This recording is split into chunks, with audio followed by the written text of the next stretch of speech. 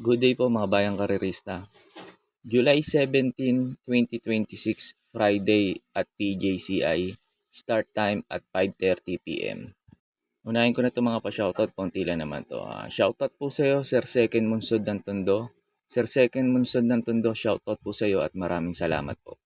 May pa-shoutout po si Sir Manuel Tandes. Pinapa-shoutout niya lagi yung pinsan niyang si Boyet Flores at yung kumpare niyang si Robbie Santos ng Galas QC. Sir Boyet Flores at Sir Robbie Santos at Sir Manuel Tandes, shoutout po sa inyong tatlo at maraming salamat po. May pa-shoutout po si Sir Ramon Carpio. Pinapa-shoutout niya lagi yung kumpare niyang si Tirso Espiel. Sir Tirso Espiel at Sir Ramon Carpio, shoutout po sa inyong dalawa at maraming salamat po.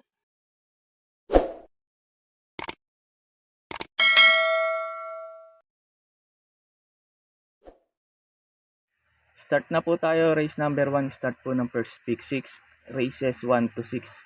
Distance 1,200 meters. Sa araw ng Friday, bali 8 races po tayo. Kaya ang start ng race number 1, first pick 6. Tapos dito rin magsisimula yung pick 6 carry over na 1,256,493.06. Kaya po sa lahat po ng tataya ng pick 6 carry over, good luck po.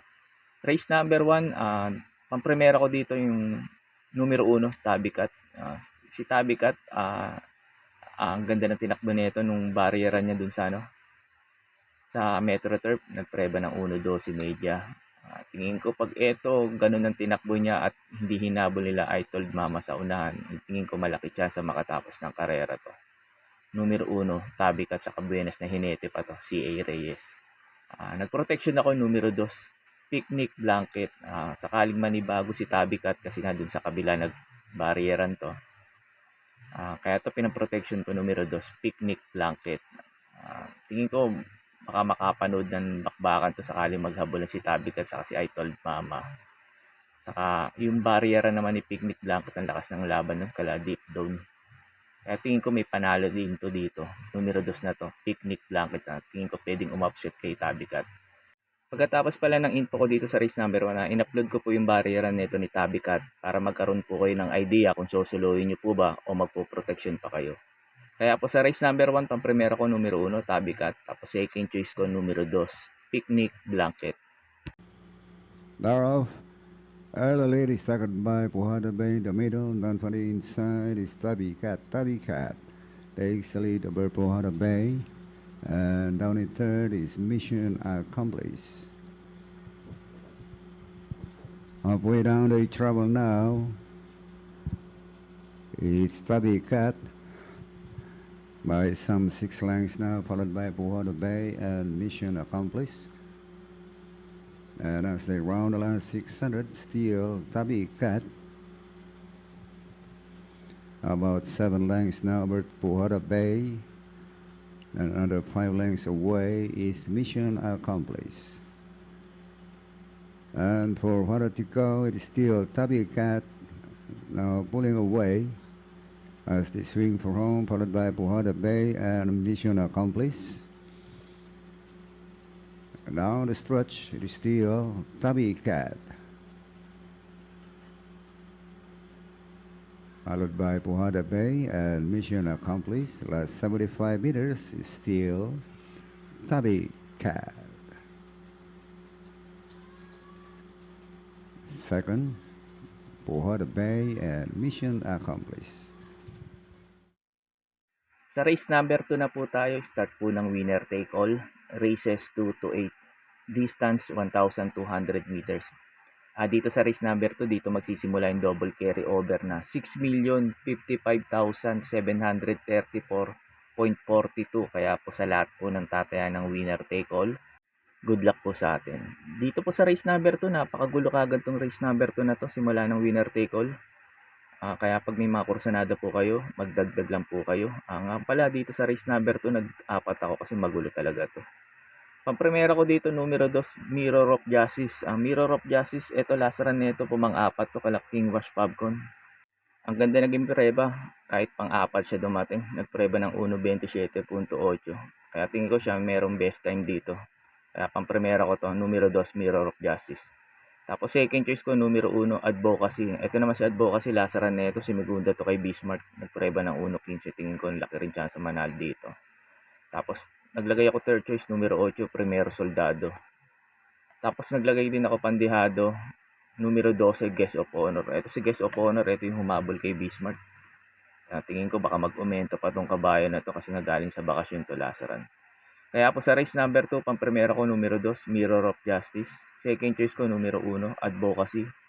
Third choice ko numero 8, Primero Soldado. Tapos pandehado ko numero 12, Guest of Honor. Sa race number 3 na po tayo, start po ng second pick 6, races 3 to 8, distance 1,200 meters. Dito po sa race number 3, pag may mga kursonada po kayo, lalo na't dehado, dagdag nyo lang po. Kasi itong numero 7 na to, Miss Shani Treasure, ito para po sa akin. Dito sa race number 3, susuluhin ko na po to. Nagbaryeran to, na-impress ako. Ganda ng tinakbo. Tapos ang ganda naging preba, 1.8. Tapos cambio Hinete pa ngayon, PM Caballero. Talagang uuna siya kay PM Caballero ngayon. Tingin ko sa kabayo na to, disunod na kabayo. Ngayon, ang ganda pa ng position niya.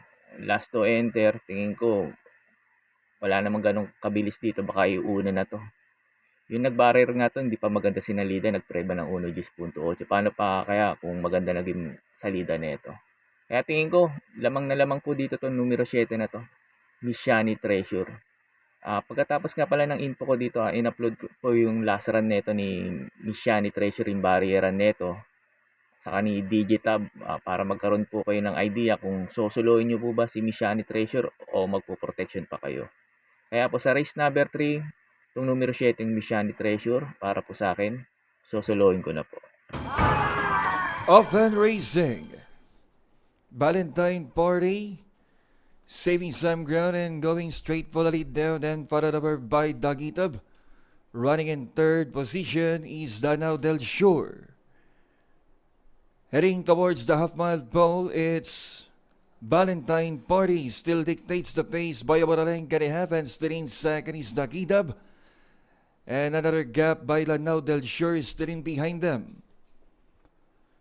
Around the fourth turn, it's Valentine Party, still the leader by 2 lengths from Dagitab, still in second. And another 3 lengths back in third position is Danao Del Sur.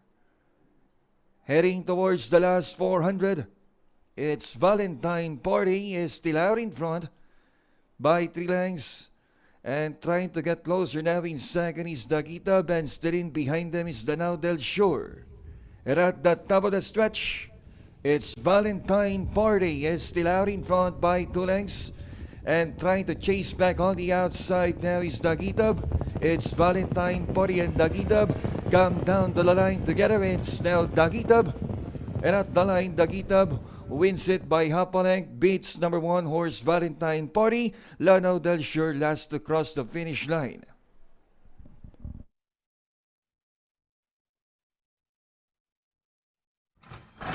Open Racing is a good start for all 6 runners. It's Looming Legend, the leader, and showing speed as well now. Grabbing the lead is number 2 horse Alabama Elegance, and running in the middle portion, closing in now is Miss Shani Treasure. Pass approaching on the outside is Incy Vinci. Another gap by Miss Shani Little, and a long way back to Lucky Fortune. 3 runners headed to the 1,000 meter pole. It's Looming Legend, still the leader by a length. And racing on the outside, moving up Incy Vinci. Down third is Miss Shani Treasure, followed by Alabama Elegance. Then a long way back to Miss Shani Little and Lucky Fortune. 400 meters out, it's now Incy Vinci, puts his head in front against Looming Legend, trying to chase back that on the inside in yellow cap, and that is Miss Shani Treasure. 3 runners headed to the 100 meter pole. Trying to chase back is Looming Legend. That on the inside once again is Miss Shani Treasure. Miss Shani Treasure, Looming Legend. It's Miss Shani Treasure wins the body race, beating Looming Legend. Followed by Alabama Elegance. Then followed by Incy Vinci. Miss Shani Little, last to finish, Lucky Fortune. Through all the way. Sa race number 4 na po tayo, start po ng pick 5, races 4 to 8, distance 1,200 meters. Dito po sa race number 4, pag may mga kursurada po ulit kayo, lalo na't mga dihado, dagdag nyo lang po kasi itong numero 4 na to, Queen Marquesa, para po sa akin, sosolohin ko na po dito to sa race number 4. Wala kasi ako nakagaanong nakikitang mabilis na pwede kagad magpahirap sa kanya sa unahan. Tingin ko yung Nobel Promise lang, pero tingin ko hindi niya kaya yung ere neto ni Queen Marquesa. Lasaran neto, Semigunda to. Kay Morning After, hindi pa maganda naging salida niya nun, kaya hindi siya kagad nauna. Kaya tingin ko yun lang magiging factor ng pagkatalo nito pag hindi maganda sinalida. Pero pag maganda sinalida nito, tingin ko lamang na lamang dito to. Tapos ang igsipan ng distansya, 1,200 meters. Kaya po sa race number 4 to numero 4 ang Queen Marquesa, para po sa akin, sosolohin ko na po. Sa race number 5 na po tayo, start po ng pick 4, races 5 to 8, distance 1,200 meters. Pampremera ko dito numero 7, Amans Aman. Ito bumaba ng laban ngayon. Tingin ko walang ganong mabilis. Bigyan lang na importansya na may-ari ito. Tingin ko wala nang paunahin to. Pag nauna pa naman to si Amans Aman, sa doblado to, saka dito magaling to sa PJC. Inaayaw lang to. Pag ito bumenta, tingin ko baka ilaban na may-ari ito. Tapos second choice ko yung numero 5, Jubilum. Ito, iba na may-ari. Tingin ko, mabibigyan na ng importansya tong numero 5 na to, Jubilum. Ang problema nga lang, galing sa bakasyon. Pero tingin ko, pag nilaban din to, tingin ko, malaki rin chance na ito manalo. Numero 5, Jubilum. Tapos third choice ko, numero 3, Megan Maxine. Kaya po sa race number 5, pampremera ko po, numero 7, Amans Aman. Second choice ko, numero 5, Jubilum. Tapos third choice ko, numero 3, Megan Maxine. Sa race number 6 na po tayo, sa Last DD plus 1, distance 1,200 meters. Dito sa race number 6, pag may mga kursunada po kayo, lalo na't dihado, dagdag nyo lang po. At kayo na rin po bahala kung ano yung mga makukursunadahan nyo dito, dagdag nyo lang po. Kasi itong numero 3 na to, ang Kaluking, ito para po sa akin sa race number 6, susuluhin ko na po to. Na-impress kasi ako dito sa panalo nito Lasaran. Ang ganda ng tinakbo kahit hindi ganun kaganda sinalida pa rin niya. Gabi yun. Ngayon, gabi ulit tatakbo. Wag lang may iwan ng malayo at sumalida ng napakatagal na pag-alis niya. Tingin ko yun ang magiging factor na pagkatalo nito ni Kang Kaluking. Pero kung makakasalida at makakasabay kaagad, tingin ko lamang na lamang dito to. Numero 3 na to, Kang Kaluking. Kaya po sa race number 6, itong numero 3, Kang Kaluking, para po sa akin, sosolohin ko na po. Sa race number 7 na po tayo, sa last double, distance 1,200 meters. Dito sa race number 7, pag may mga kursanada po ulit kayo, lalo na't dihado, dagdag nyo lang po kasi numero 4 na to, Valentine Party. Ito para po sa akin sa race number 7. Sosolohin ko na po to. Na-impress po kasi ako dun sa maiden run nito ni Valentine Party. Ang ganda naging preba, nasa 1 Gs, tapos nakapigil lang si Caballo, tapos yung salida pa nga nito, hindi ganun kaganda. Medyo pasubsob pa nga si JB Hernandez nun. Pero ngayon, maganda lang isalida. Tingin ko kaya niya naman sumabay kay Glorify, saka kay Winter on Fire sa unahan, kasi may bilis din naman tong si Valentine Party. Sakali maghabol ang Glorify, Winter on Fire, tingin ko papabor pa nga sa kanya to eh. Pero kaya niya naman siguro yung ere nito, numero 4, Valentine Party. Kaya po sa race number 7, itong numero 4, Valentine Party, para po sa akin, sosolohin ko na po. Sa last race na po tayo, sa race number 8, bago nga pala ako magbigay ng info ko dito, makikiusap po ulit po sana ako sa inyo na sana po mag-subscribe po kayo sa YouTube channel ko at pakitap na rin po yung notification bell para updated kayo tuwing mag-upload ako ng mga infos at videos ko po dito. Arnel Racing Tips, maraming salamat po. Sa last race na po tayo, sa race number 8, sa last forecast, distance 1,200 meters. Dito sa paratingan ng double carry over ng winner take all, lalo na pag may mga kursunada po kayo at may mga puhunan kayo, pwede kayo magkaladkad dito, magdami.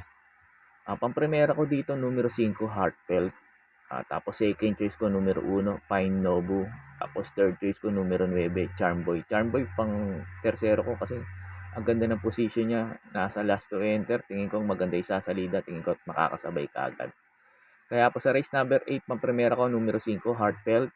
Second choice ko, numero 1, Pine Nobu. Tapos third choice ko, numero 9, Charmboy. Yun lang po, and good luck and happy racing po mga bayang karerista.